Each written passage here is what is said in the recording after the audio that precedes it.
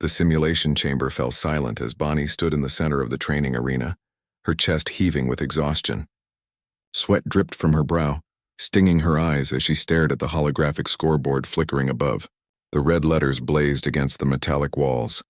Failed insufficient aggression. Commander Vexthor, a towering Krillian with obsidian scales and forearms crossed in disappointment, shook his massive head. Human Candidate 847, you have failed the Galactic Defense Force combat trial. Your hesitation is unacceptable. Your refusal to eliminate targets shows weakness unbefitting a warrior. Bonnie's jaw tightened, but she said nothing. Around the observation deck, a dozen alien instructors from various species nodded in agreement. The Zenthari combat master clicked his mandibles in disapproval. The Vorlaxian tactical officer's tentacles writhed with what she had learned to recognize as disdain.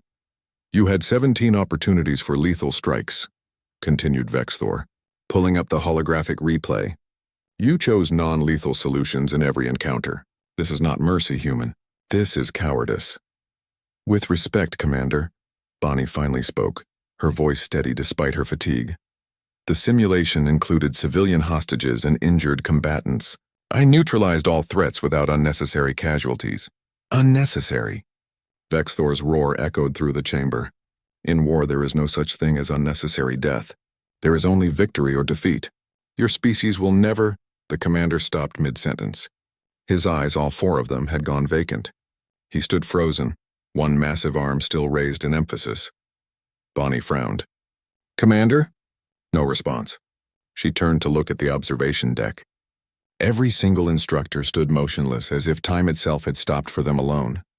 The Zenthari's antennae no longer twitched. The Vorlaxian's tentacles hung limp. Even the holographic displays had frozen mid-flicker. What the hell? Bonnie muttered, approaching Vexthor cautiously. She waved her hand in front of his face. Nothing. She checked his pulse. His 3 hearts were beating, but slowly, far too slowly. A soft chime echoed through the chamber, and a new voice spoke, calm, measured, and decidedly artificial. Combat trial override. Evaluation protocol 77 Alpha now active. A section of the wall shimmered and dissolved, revealing a hidden observation room. Inside stood a figure Bonnie recognized immediately. Grand Admiral Jasper Caney, the youngest human to ever command a Galactic Defense Force fleet. He was a legend, the man who had turned the tide in the Battle of Kronos Rift. Admiral? Bonnie straightened instinctively. Sir, what's happening? Why are the instructors— They're fine, Jasper interrupted, stepping into the arena with his hands clasped behind his back. His uniform was pristine, metals gleaming under the fluorescent lights. Time dilation field. They're experiencing this moment at a significantly reduced rate. To them, we're moving impossibly fast. We have approximately 15 standard minutes. Bonnie's mind raced. I don't understand.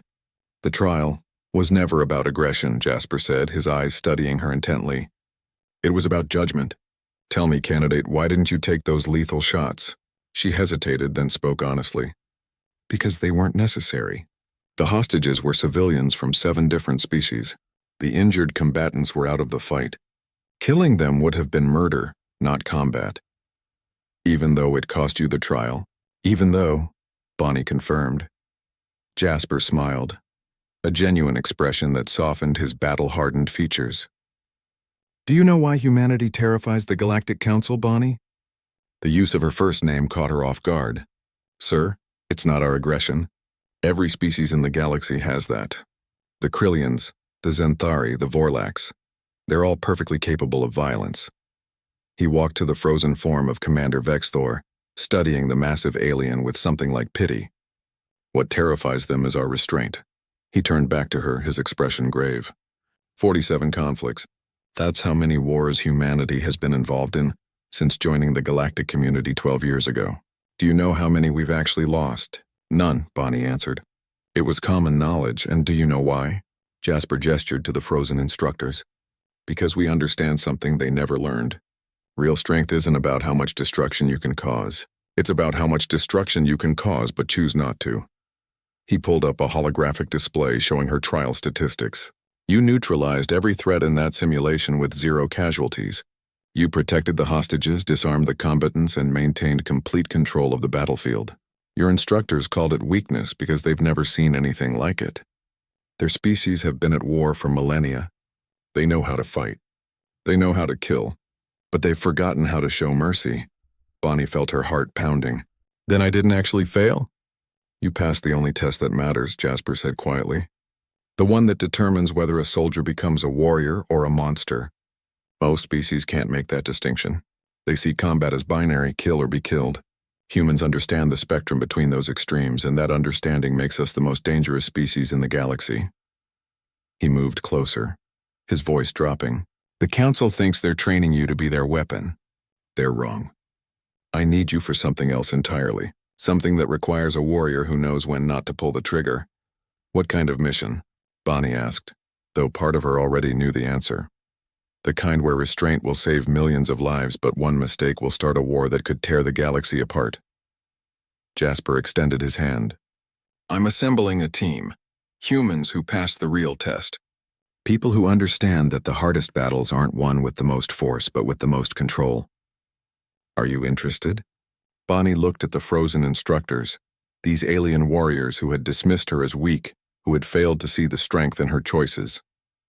Then she looked at Jasper, at the Admiral who had earned the respect of the entire galaxy not through brutality, but through calculated precision and strategic mercy.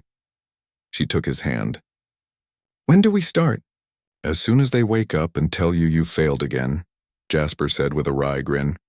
Let them think humanity is weak. It's the greatest advantage we have. The time dilation field began to collapse, reality slowly reasserting itself. Jasper stepped back toward the hidden observation room. Welcome to humanity's real defense force, Bonnie. Welcome to those who understand that our greatest weapon isn't what we can destroy, it's what we choose to protect. As the instructors began to move again, as Commander Vexthor's voice resumed its condemnation, Bonnie stood a little straighter.